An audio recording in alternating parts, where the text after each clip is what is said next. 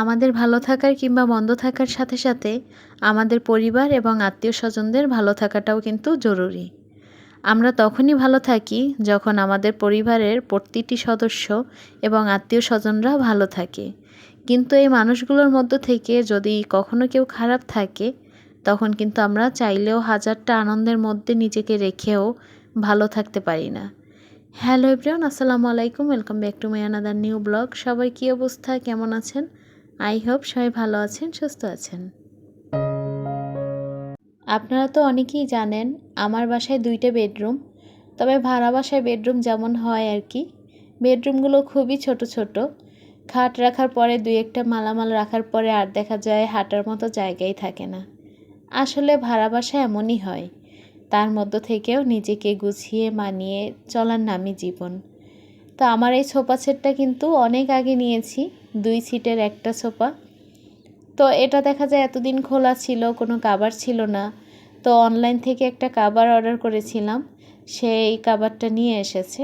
তো আঙ্কেলকে বলছিলাম, আঙ্কেল আপনি একটু মুরব্বী মানুষ, তো এত উপরে ওঠার দরকার নেই, যেহেতু আমরা 5তলায় থাকি। তো আঙ্কেল পরে বলছে যে না, আমাদের একটা নিয়ম আছে যে আমরা ফিটিং করে তারপর দিয়ে আসব, তো সমস্যা নেই। তো আঙ্কেলের হাতে ব্যথা ছিল, আঙ্কেল হাতে ব্যথা নিয়ে অনেক কষ্ট করে কাজটা করে দিয়েছে। তো সোফা কাভারটা কেমন হয়েছে অবশ্যই কিন্তু জানাবেন। অনেকগুলো দেখে তার মধ্যে একটা চয়েস করেছি, আমার কাছে তো ভালোই লেগেছে, কালারটা উজ্জ্বল ছিল। আর বাসার মধ্যে একটু উজ্জ্বল জিনিসপত্র রাখলে কিন্তু সেটা দেখতে ভালো লাগে।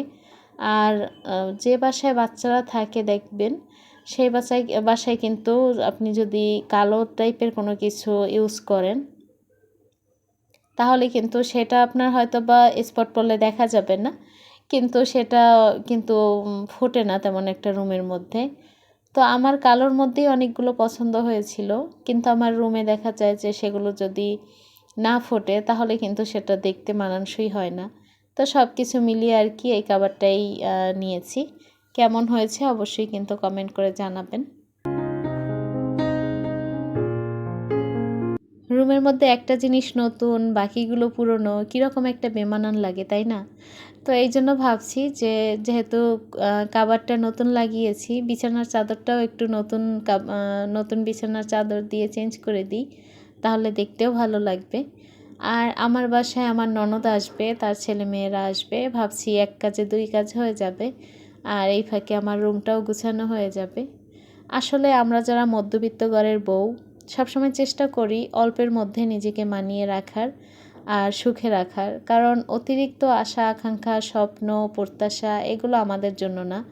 আমরা যদি অতিরিক্ত কোনো প্রত্যাশা করি, সেখান থেকে আমরা শুধু কষ্টই পাবো। তো ওইগুলো না করে আমার যা আছে তাই নিয়ে আমি সুখে থাকার চেষ্টা করি। আর তাতেই দেখা যায় আমার সংসারটাও গুছিয়ে পরিপাটি আমি রাখতে পারি, আর সেই সাথে নিজেও ভালো থাকি। যখন ভিডিওতে কথা বলি অনেক সময় কিন্তু লাইক চাইতে একদমই ভুলে যাই, আবার কোনো কোনো সময় ইচ্ছাকৃতভাবে লাইক চাই না। কারণ অনেক আপুরাই আছেন যারা ভালোবেসে ভিডিও দেখেন। আপনাদের যদি আমার ভিডিওগুলো ভালোই লাগে তাহলে অবশ্যই আমার ভিডিও দেখার সময় আপনারা একটা লাইক দিয়ে যাবেন। তবে এমন কেউ কেউ সাধারণ দর্শক আছেন যারা লাইক দিতে চান কিন্তু মনে থাকে না বিদায় তাই দিতে পারেন না। এই জন্য ছোট্ট করে একটু মনে করিয়ে দিচ্ছি, যারা এইমাত্র আমার ভিডিওটি দেখা শুরু করেছেন কিন্তু লাইক দিতে ভুলে গিয়েছেন, প্লিজ ছোট্ট করে একটা লাইক দিয়ে ভিডিওটি কন্টিনিউ করবেন। যারা এই কাজটি অলরেডি করে দিয়েছেন তাদেরকে অসংখ্য ধন্যবাদ।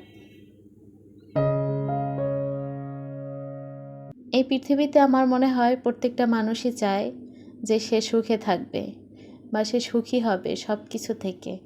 তবে সবাই কি সুখী হতে পারে? সবাই সুখী হতে পারে না। তবে আমার কাছে মনে হয় আপনার কিংবা আমার যা কিছু আছে, আল্লাহ তাআলা আমাদেরকে যা কিছু দিয়েছেন অবশ্যই তিনি খুশি হয়ে আমাদেরকে দিয়েছেন। আর আল্লাহ তাআলা যা কিছু আমাদেরকে দেন সেটা নিয়ে আমাদের খুশি থাকা উচিত।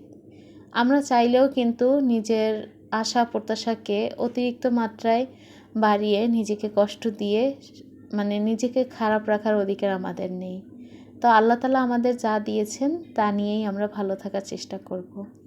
কথা বলতে বলতে রুমটা কিন্তু গুছিয়ে নিয়েছি, যেহেতু রান্নাবান্নার একটা পর্ব আছে, তো এই জন্য কিন্তু আর অতিরিক্ত কোনো কাজ করতে চাইনি। আর আমার যে ওই যে ছেলের পড়ার টেবিলটা, ওই টেবিলটা চেঞ্জ করব। ওই টেবিলটার বয়স অনেক হয়ে গেছে, ভাবছি এবার চেঞ্জ করে নতুন একটা টেবিল নিব। ছেলে তেমন একটা এই টেবিলে বসে না, দেখা যায় ম্যাক্সিমাম সময় ডাইনিং টেবিলেই পড়তে বসে, কারণ আমি ওই সেটটাতে থাকি আর ও ওই সেটটাতেই পড়তে বসতে পছন্দ করে। বলে আমি ওই রুমে যদি গিয়ে পড়ি তাহলে তোমাকে দেখতে পাই না বা তোমার টের পাই না তুমি আসো কোথায়। আর আমিও বলি যে তুমি ডাইনিং টেবিলে পড়ো, যাতে করে দেখা যায় আমার চোখের সামনে থাকো। তো যাই হোক, মোটামুটি রুমটাকে নতুন কাভার দিয়ে, নতুন বিছানার চাদর দিয়ে একদম সুন্দর করে পরিপাটি করে গুছিয়ে তারপর চলে এসেছি সোজা রান্নাঘরে। আজকে একটা ভুল করে ফেলেছি, সেটা হচ্ছে রান্না করব কিন্তু কোনো মশলা ফ্রিজ থেকে নামিয়ে রাখিনি। যেহেতু সব মশলাগুলো ফ্রোজেন করা ছিল, আমি বশত সেগুলো নামাতে ভুলে গেছি। একটা ভিডিওতে সালমা আপু বলেছিল রান্না করার সময় যদি এই কাজটা আমরা ভুলবশত করে ফেলি, 10টা মিনিট লেট হলে সেটাও কিন্তু আমাদের জন্য অনেকটা দেরি হয়ে যায়।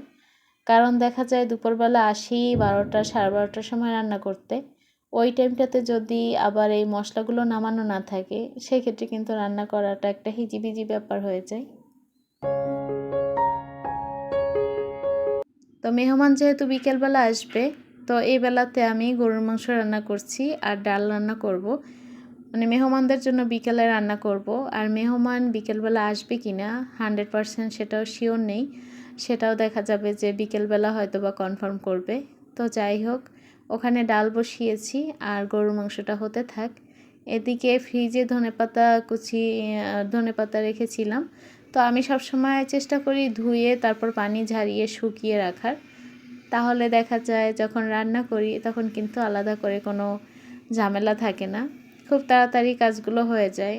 হয়তো বা একটু কষ্ট করে তখন ম্যানেজ করে রাখতে হয়, কিন্তু আবার পরবর্তী সময়গুলো কিন্তু আরামেই কাটানো যায়। আসলে আমরা যারা কাজ করি, গৃহিণী যারা, শুরু থেকে কিন্তু আমরা কাজের কোনো নিয়মধারা জানতাম না, উল্টোপাল্টা আকারে কাজ করতাম আর কাজের পরে কিন্তু কোনো রেস্ট পেতাম না। তো কাজের নিয়মধারাটা যদি একটু গুছিয়ে সুন্দর করে করা যায়, হয়তো বা একটা সময় আপনার কাজের মাত্রাটা অনেক বেশি পড়বে বা অনেক বেশি কাজ করতে হবে। যেমন সাপ্তাহিক একটা বাজার হয় বা মাসিক বাজার, তো ওই বাজারটা যখন করা হয় তখন কিন্তু আমাদের ওই দিনটা খুবই দৌড়ঝাঁপটা, অনেক কাজকর্মের মধ্যে থেকে যায়। কিন্তু ওই একটা দিন কষ্ট করার পরে বাকি দিনগুলো কিন্তু একটু হলেও আমরা আরামে কাটাতে পারি। যদিও সংসার জীবনে আপনার রেস্ট বলতে কোনো ব্যাপার থাকে না, তারপরেও দেখা যায় একটু হলেও কিন্তু রেস্ট পাওয়া যায়। তো সবসময় একটু কিছু নিয়ম মাফিক কাজ করলে বা নিয়ম ফলো করে চললে, তাহলে কিন্তু নিজেকে একটু রেস্ট দেওয়া যায়। আর আমাদের তো শরীর, এটাকে একটু রেস্ট যদি না দিই তাহলে বাকি দিনগুলো বা আমরা কীভাবে চলবো, সেটা মাথায় রেখেই সবসময় কাজ করা উচিত আমাদের। এদিকে কিন্তু মাংসটা কষানো প্রায় হয়ে আসছে। এখন অফ ক্যামেরাতে আমি অনেকবার কষিয়েছি। আর গ্যাসের মাত্রা তো বুঝতেই পারছেন, প্রতিদিন বলার দরকার নেই। তো গ্যাসের মাত্রা তো তেমন একটা নেই। তো এখানে মোটামুটি কষিয়েছি, আরও একবার কষাবো, পানি দিয়ে দিয়েছি। আর এদিকে ডালটা হয়ে গেছে, এখন ডালটাকে ফোড়ন দিয়ে নামিয়ে নিব। আমার বাসায় আমার 2 ছেলে আর আমি সবসময় নিয়মিত থাকি, তবে বড় ছেলেটা তো স্কুলে যায়, দেখা যায় সকালে 11টার দিকে বের হয়ে যায় আর বিকেলবেলা বাসায় আসতে আসতে 4টা বাজে। আর আপনাদের ভাইয়া তো অফিসেই থাকে, দেখা যায় রাত্রিবেলা আসে, আবার মাঝে মাঝে সকাল থেকে দুপুর অবধি বাসায় থাকে। তাছাড়া দেখা যায় ছোট ছেলেটাকে নিয়ে আমিই থাকি বাসায় বা বড় ছেলেটা থাকে। তো মাঝে মাঝে ভাবি আমি যদি এই সংসারটায় একটা দিন না থাকি ওদের যে কী করুণ দশা হবে। আসলে একজন মা যখন তার বাচ্চাদেরকে রেখে মারা যায় বা কোনো একটা দুর্ঘটনা হয়ে যায়, তখন কিন্তু দেখবেন ওই বাচ্চা সামলানোর জন্য মা, চাচি, খালা, নানা নানি অনেক কিছুর প্রয়োজন হয়। আর যখন একজন বাবা মারা যায় বা দেখা যায় কোনো দুর্ঘটনাবশত একটা দুর্ঘটনা হয়েই যায়, তখন কিন্তু যদি কোনো বাচ্চা থাকে, একজন মাই কিন্তু সেই বাচ্চাদের জন্য যথেষ্ট। তখন কিন্তু মা, খালা, চাচা, চাচি, নানা নানি কোনো কিছুর প্রয়োজন হয় না। তো একটা সংসারে বাচ্চাদের জন্য হোক বা একটা সংসারের জন্য হোক, একজন মাই কিন্তু আমার কাছে মনে হয় যে প্রধান। কারণ একজন নারী ছাড়া একটা সংসার কিন্তু বৃথা। তো আমার এই নুডলসগুলো হচ্ছে গতকালকে এনেছিল। তো আমি সবগুলো কিন্তু এখানে প্যাকেট খুলে রেখেছিলাম। তো বাচ্চারা কেন জানি না সব খেলনা রেখে এই নুডলসের প্যাকেটগুলো নিয়েই খেলতে বেশি পছন্দ করে। সকাল থেকে অনেকবার এগুলো নামিয়েছে, অনেকবার গুছিয়েছি। আর এই তো শেষবার আপনাদের সাথে নিয়েই গুছিয়ে রাখলাম।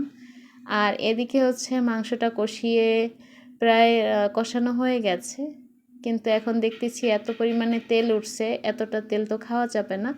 তো ভাবছি যে মাঝে মাঝে খিচুড়ি রান্না করতে গেলে দেখা যায় গরুর মাংসের যদি একটু ঝোল থাকে ওটা দিয়ে দিলে কিন্তু মাংসের টেস্টটা আমার কাছে একটু ভালো লাগে।